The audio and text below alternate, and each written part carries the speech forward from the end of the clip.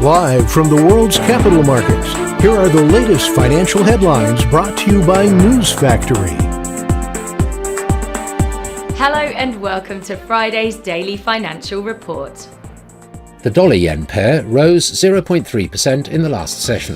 The stochastic indicator is giving a negative signal. The Bitcoin dollar pair exploded 1% in the last session. The stochastic RSI indicates an oversold market. The gold dollar pair rose 0.5% in the last session. The Williams indicator indicates an overbought market. The oil dollar pair exploded 2% in the last session. The MACD is giving a negative signal.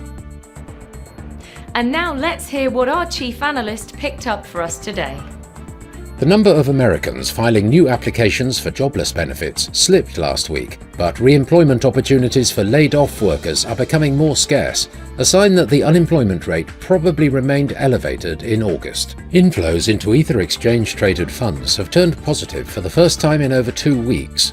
The 9 US spot Ether ETFs recorded a cumulative $5.9 million worth of net positive inflows, marking the first green day since August the 14th. The US dollar rose after data showed the world's largest economy grew a little faster than expected in the second quarter, modestly reducing expectations for a larger 50 basis point interest rate cut next month by the Federal Reserve.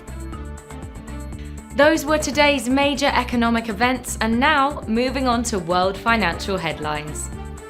The Eurozone's harmonized index of consumer prices will be released at 9 GMT. Japan's annualized housing starts at 5 GMT.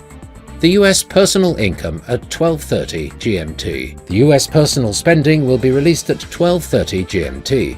Germany's retail sales at 6 GMT. Japan's construction orders at 5 GMT. We hope that you've enjoyed Friday's Market Outlook.